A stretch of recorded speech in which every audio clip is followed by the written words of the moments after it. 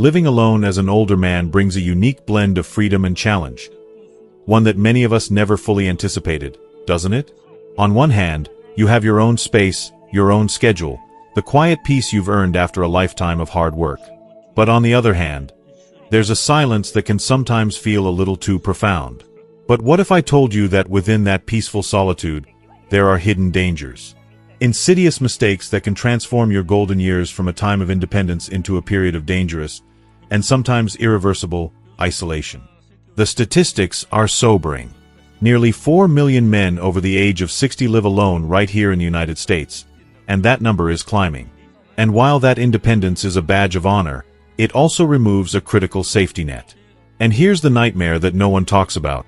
Some of the most common habits of men living alone can be life-threatening. As a physician who has dedicated my career to the health and well-being of older adults, I've spent countless hours listening to the stories of my patients. And I have to be direct with you. What I've learned has deeply concerned me. There are 9 specific mistakes I've seen men make, time and time again. The 7th mistake on this list is so critical. Shocking research shows it is responsible for over 73% of all emergency situations among older men living alone. This isn't about theory from a textbook. I'm talking about real lives. I think of a patient of mine, a fiercely independent retired engineer who dismissed a few recurring symptoms as just part of getting older.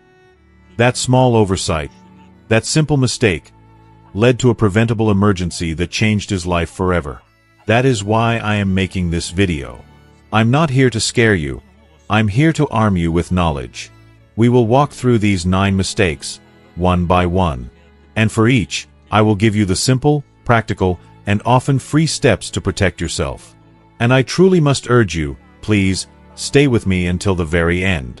The final insights we'll discuss could be the single most important thing you do for your health and safety this year. The information in that final section might just save a life. Perhaps even your own. Before we begin with mistake number 1, I want to ask you something from the heart. If this feeling of navigating life alone, with both its freedoms and its quiet worries, resonates with you, please take a moment to comment a simple "I understand" below. It helps me know we're connected, and more importantly, it shows others in our community that they are truly not alone in this. Okay, let's get started. Alright, let's begin with the first and perhaps most deceptive mistake I see men make when they start living alone. Mistake number 1. Completely isolating yourself from social connections. This might seem obvious, but the reality is far more subtle and far more dangerous than most people realize.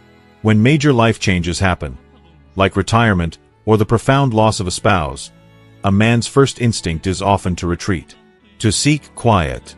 And that's a natural part of grieving or adjusting. But here is the danger.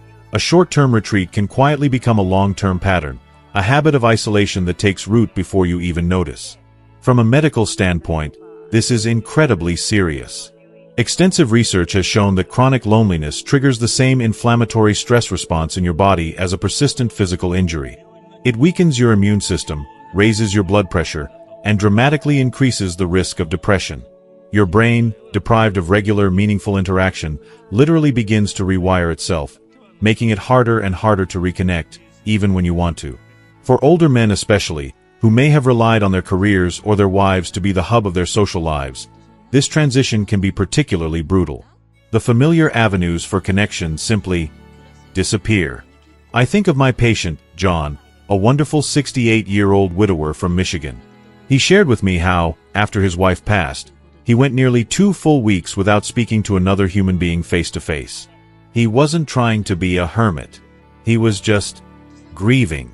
But the days bled together, and the silence in his home became his only companion.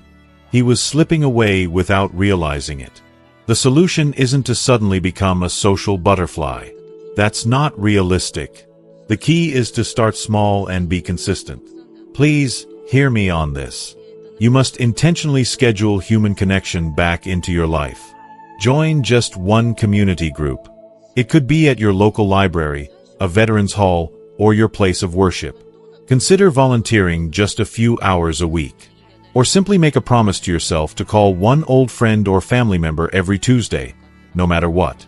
For John, the turning point was joining a weekly coffee group for widowers. He told me it felt terribly awkward at first. But within a month, he admitted those 2 hours on Wednesday mornings had become the anchor of his week. You must build that anchor. However, avoiding isolation is just the first step. Because even if you are socially connected, the next mistake can undo all of that good work by attacking your health from the inside out. Mistake number 2. Neglecting your physical and mental health maintenance. There is a powerful tendency among men, one that has been ingrained for generations, to tough it out. To push through discomfort, to dismiss a nagging pain or a persistent cough as nothing serious.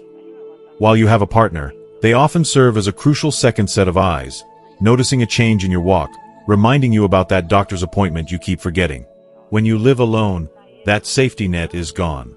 You are the sole guardian of your well-being, and procrastination becomes a far more dangerous game. Here is the core reason why this is so critical as we age. Our bodies lose some of their resilience. A minor issue that you could have shaken off at 40 can escalate into a major medical emergency at 70 if it's not addressed. That feeling of dizziness you dismiss as standing up too fast could be a sign of a cardiovascular issue. That persistent heartburn could be something more serious. And this applies with equal force to mental health. The quiet solitude of living alone can amplify feelings of grief, anxiety, or depression. Yet, so many men write these feelings off as just a normal part of getting older. It is not.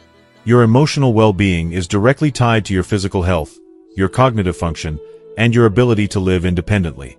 I've seen it countless times in my practice. A man comes in for an emergency, and when we trace it back, the warning signs were there for months. He just ignored them. So, I am urging you to take action. Create a simple, non-negotiable health system for yourself. Set daily reminders on your phone for medications. Get a large wall calendar and write down your doctor's appointments in big, bold letters. Schedule your annual physical and other checkups proactively, even when you feel perfectly fine. This is not a sign of weakness. It is a mark of profound strength and wisdom. It is you taking control. If you've been putting off that doctor's appointment or ignoring changes in your mood, please comment the number 2 below. I read every comment and I often reply with resources that might help. Now, maintaining your health is crucial, but it's only half the battle. You also have to prepare for the day when things go wrong unexpectedly, which leads us to the third critical mistake. Mistake number 3. Failing to prepare adequately for emergency situations. When you live with others, there's an unspoken security. If you fall, someone will hear you. If you don't wake up in the morning, someone will notice. Living alone removes that human safety net entirely, making personal preparedness an absolute, non-negotiable necessity. Many men I speak with have a false sense of security. They think, I'm careful. It won't happen to me. But accidents and medical events are, by their very nature, unpredictable. And the difference between a minor incident and a life-altering tragedy often comes down to how quickly you can get help. The core reason this is so vital is simple. Time. In a medical emergency like a stroke, a heart attack, or a serious fall, every single minute counts. A delay of even an hour can drastically alter the outcome, leading to greater disability or worse. When you're alone, you are your own first responder, and if you can't reach a phone or are incapacitated, the delay for help to arrive grows exponentially. Let me tell you about George, a 72-year-old retired teacher from Ohio. He was a vibrant, active man. One morning, he slipped on a wet spot on his bathroom floor. He hit his head on the tub and severely injured his hip. His phone was on the charger in the kitchen. He couldn't move without excruciating pain. George lay on that cold, hard floor for 6 hours. 6 hours. Before his neighbor, bless her heart, noticed his morning newspaper was still on the porch and came to check on him. That experience could have been entirely different with just a little preparation. So please, let's turn this fear into action today. First, seriously consider a personal emergency response system. One of those devices you can wear as a pendant or a wristband. Pushing a single button can summon help. Second, make it a rule to keep a phone within reach in every single room. And yes, that includes the bathroom. Third, create a simple check-in system. Arrange with a neighbor, a friend, or a family member to have a quick call or text exchange at the same time every day. And finally, Think beyond medical issues. Have a kit ready for power outages or severe weather, with flashlights, batteries, water, and non-perishable food. This isn't about living in fear. It's about taking the smart, simple steps that ensure you can live independently, with confidence and peace of mind. Being prepared for an emergency is about reacting to a crisis. But our next mistake is about the slow, quiet habits that can create a crisis over time. Mistake number 4. Developing harmful coping habits. The total freedom of living alone is a double-edged sword. On one hand, it's liberating. No one to answer to, no one to judge your choices. But that same lack of accountability can create the perfect environment for destructive patterns to grow, often so slowly that you don't recognize them as a problem until they have a firm grip on your life. When you're feeling lonely, bored, or grieving, it's human nature to seek comfort. The danger lies in what you choose for that comfort. The reason this is so particularly dangerous for men living alone is the absence of a gentle corrective voice. A spouse might notice that 1 glass of wine with dinner has slowly become 3. A partner might comment that you've been relying a lot on processed, unhealthy takeout food. Without that feedback loop, these small daily choices can compound into significant health issues. A little too much alcohol can disrupt sleep, damage your liver, and interact dangerously with medications. A poor diet can lead to weight gain, high blood pressure, and low energy. And spending entire days in front of the television, a sedentary pattern, is a direct path to muscle loss and reduced mobility. I remember talking with Paul, a 66-year-old from Texas, a kind man who lost his wife a few years back. He told me how his single glass of wine in the evening, a way to unwind and remember her, slowly and insidiously became a daily bottle. He didn't see the gradual escalation. He didn't realize how much it was affecting his sleep and his mood until his daughter came for a week-long visit and, with love and concern in her eyes, pointed out how much he had changed. So, the solution is to create your own structure and accountability. Treat yourself like someone you are responsible for caring for. Plan and prepare at least a few healthy meals each week. Think of cooking not as a chore, but as a meaningful act of self-care. Establish a regular sleep schedule and honor it. Be honest with yourself about alcohol consumption and set firm limits. And find a way to move your body that you actually enjoy. A daily walk, gardening, swimming. It doesn't have to be strenuous. It just has to be consistent. Comment below if you found yourself developing any habits you're concerned about. I promise you, you are not alone in this struggle. Just as personal habits shape your health, the environment you live in can either support your well-being or become a source of crushing stress. This brings us to the 5th mistake. Mistake number 5. Letting your home become an overwhelming burden. The home where you raised a family, the house filled with a lifetime of memories, is a place of deep emotional significance. It's your sanctuary. But as we get older, and especially when we're managing it alone, that same beloved home can slowly transform into an anchor that weighs us down, consuming our time, our energy, and our financial resources. This transformation is often so gradual that we don't recognize the toll it's taking until we're already exhausted and overwhelmed. The core issue is a mismatch between your current capabilities and the demands of the property. Tasks that were once a simple weekend chore, like cleaning the gutters, doing yard work, or handling minor repairs, can become physically challenging or even dangerous. And when these tasks get neglected, they don't just go away, they snowball. A small leak becomes major water damage. A cluttered basement becomes a serious falling hazard. The constant, low-grade stress of knowing there are things that need to be done but not having the energy or ability to do them can profoundly impact your peace of mind. Many men also feel a sense of guilt or failure at the thought of not being able to keep up, or at the idea of leaving a home so tied to their identity. I think of Michael, a 70-year-old widower, a patient of my colleague. For 2 years after his wife, Emily, passed, he fought to maintain their large, 4-bedroom family home. He told his daughter he felt like he would be betraying his wife's memory if he moved. But the truth was, the house was consuming him. The yard work took all weekend, the upkeep was expensive, and the empty rooms just echoed his loneliness. When he finally made the difficult decision to move into a smaller, more manageable townhome, he described it as a profound liberation. He hadn't lost his memories. He had simply shed an enormous burden, freeing up his time and energy to actually enjoy his life. So, I ask you to honestly assess your situation. Does your home serve you, or do you now serve your home? If staying is your priority, please invest in regular help for maintenance, cleaning, or yard work. See it for what it is, an investment in your safety and freedom. And if downsizing makes sense, remember that you are not giving up memories. You are creating space for new, more joyful experiences. Your home should be a source of comfort, not a constant, draining obligation. Even in the most perfect, manageable home, a deeper, more existential challenge can arise, which leads to our sixth mistake, a problem that strikes at the very core of a man's identity. Mistake number 6. Losing your sense of purpose. For most of our lives, particularly for men of a certain generation, our identity is deeply intertwined with our roles.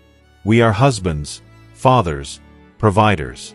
We are engineers, teachers, builders, businessmen. Our days are structured by responsibilities, by projects to complete, by people who depend on us. Then, two of life's most significant earthquakes hit: retirement, and for many, the loss of a spouse. Suddenly, the scaffolding that held up your identity for decades is gone. The phone stops ringing with work problems. No one is asking you for help with homework. You wake up in the morning, and the day stretches out before you, a vast, empty expanse. This is not just about feeling bored. This is a profound psychological crisis. The core reason it's so dangerous is that a lack of purpose is directly linked to a decline in both physical and cognitive health. Groundbreaking research has consistently shown that older adults with a strong sense of purpose live longer, have a lower risk of dementia and heart disease, and maintain their physical function better than those who feel adrift. Purpose is what gets you out of bed in the morning. It gives you a reason to stay engaged, to learn, and to contribute. Without it, it's far too easy to slip into passivity and decline. I'm reminded of Walter, a 64-year-old retired engineer I met. His wife had passed 3 years prior, and his children were grown and living in different states. He described his days to me with a heartbreaking phrase. He said he felt like he was just marking time. He wasn't living. He was just waiting. Waiting for the day to end. Waiting for something, anything, to happen. The solution is to intentionally and proactively build new pillars of purpose. This is your work now. It requires conscious effort. Revisit a hobby you never had time for. Learn a skill you've always been curious about. Woodworking, playing the guitar, even mastering technology to connect with your grandkids. But perhaps the most powerful source of new purpose is contribution. Find a way to share your lifetime of wisdom. Walter eventually started volunteering as a mentor for young engineers through his old professional association. He told me, with a spark in his eye I hadn't seen before, that helping these young people navigate their careers gave him back that same sense of value he thought he had lost forever. You have a lifetime of experience. Please find a way to share it. Now, we must address the most critical mistake of all.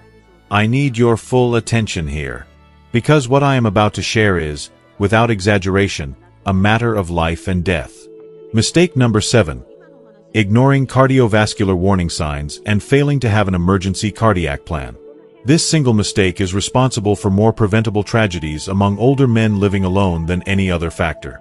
It is the one area where the masculine tendency to tough it out can have immediate and fatal consequences. And yet, it's the one that so many men feel they can manage on their own. The statistics are chilling and must be heard. Men over 60 who live alone have a 40% higher risk of a fatal heart attack compared to those living with a partner. And that shocking 73% figure I mentioned earlier? It refers to the fact that nearly 3/4 of cardiac emergencies in older men living alone result in delayed medical intervention. Why?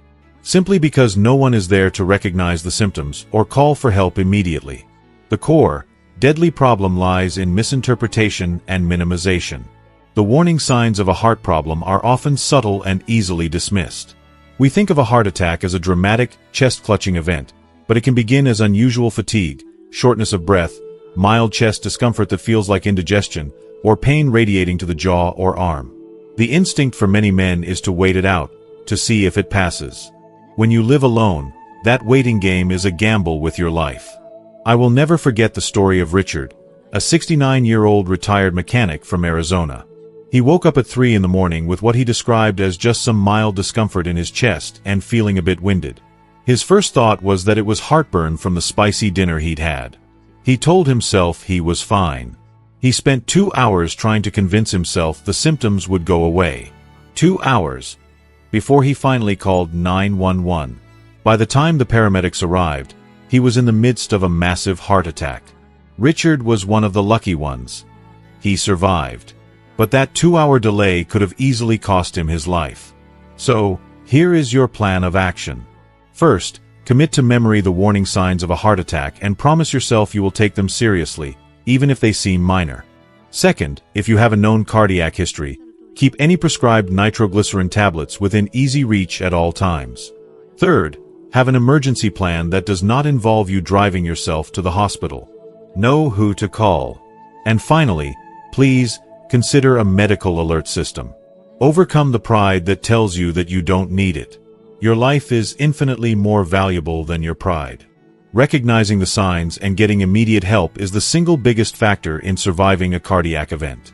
Being prepared for a health crisis is vital, but just as important is the emotional foundation that supports you day to day. This brings us to a deeper level of our first mistake. Mistake number 8. Failing to maintain and build. This goes beyond the simple danger of isolation we discussed earlier. This isn't just about having contact with people. It's about the quality and depth of those connections. It's about having someone you can really talk to. Many men, without realizing it, outsource the management of their social lives to their wives.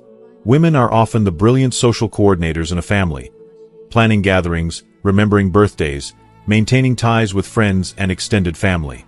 When a man finds himself living alone, he may suddenly discover that the social network he thought was his, was actually his spouse's, and he was simply a participant. The core challenge is that men often struggle more than women to cultivate and maintain deep, emotionally vulnerable friendships in later life. The easy camaraderie of the workplace often fades after retirement. Making new friends can feel awkward, and the conversations can remain stuck on superficial topics like sports or the weather. This leads to a particular kind of loneliness, the kind you can feel even when you're in a room full of people. It's the feeling of being surrounded by acquaintances, but having no true confidants. This lack of deep connection is a heavy burden, depriving you of the emotional support, the laughter, and the shared history that give life its richness and resilience. I remember a patient, Charles, a 71-year-old widower, a very sociable and friendly man. He knew all his neighbors. He'd chat with the person at the grocery store checkout. But he confessed to me one day, with a look of deep sadness, that he realized he hadn't had a truly meaningful conversation about his hopes, his fears, or his memories of his wife in over 6 months. He had plenty of people to wave to, but no one to really talk to.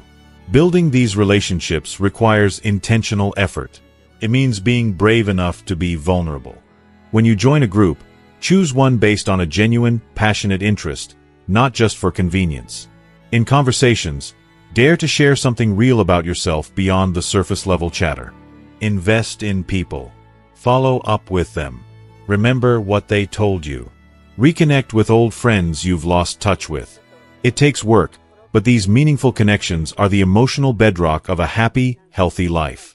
If you're struggling to build these connections, comment the number 8 below and share what's been most challenging for you.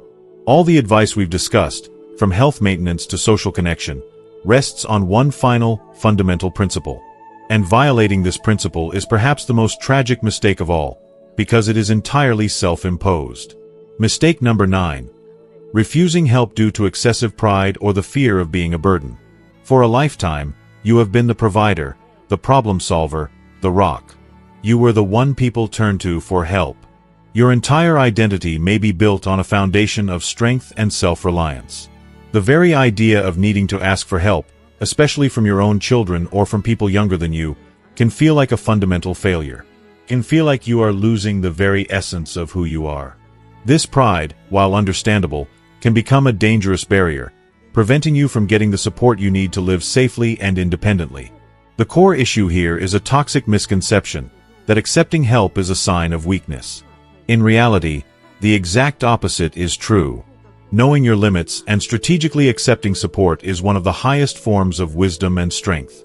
It is the key to preserving your independence for as long as possible.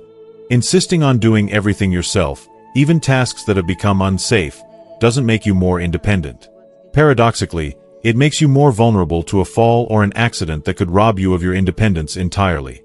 Furthermore, the fear of being a burden often prevents men from accepting the very thing their loved ones desperately want to give: their help and support. The people who care about you want to help.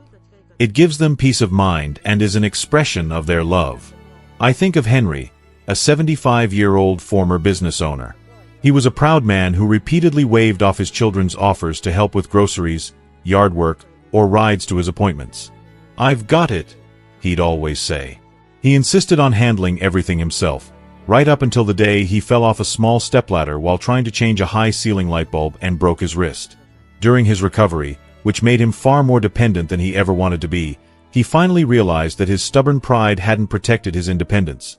It had jeopardized it. So, I ask you to reframe your thinking. See accepting help not as admitting defeat, but as smart resource management.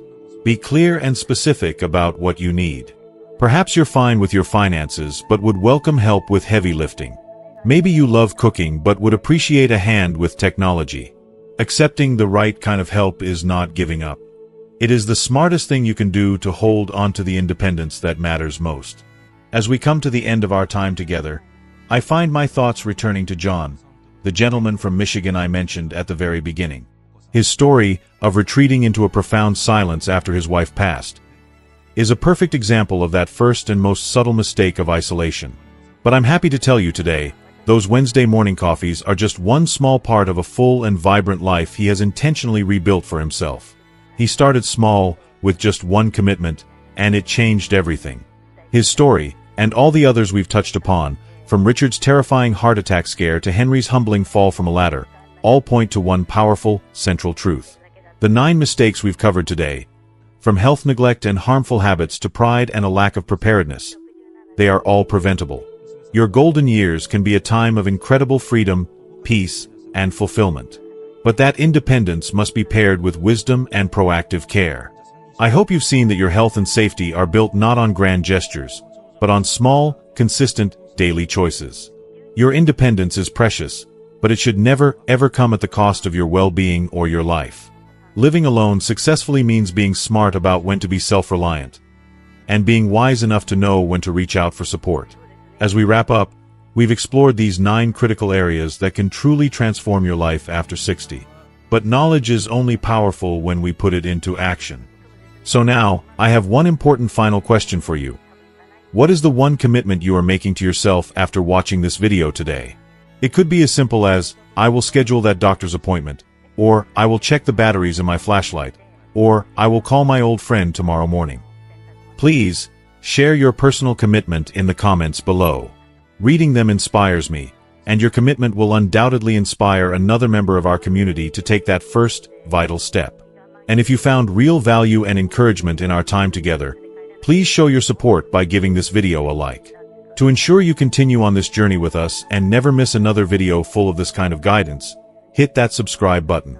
It's more than just subscribing. It's joining a community of friends, all dedicated to navigating this chapter of life with strength and wisdom, together. Finally, think of one person, a brother, a friend, a neighbor, who needs to hear this message today, and please share it with them. That simple act might just make all the difference in their life. Thank you for watching. Most importantly, remember that living alone does not mean you have to live without purpose, without connection, or without joy. This is your time to thrive.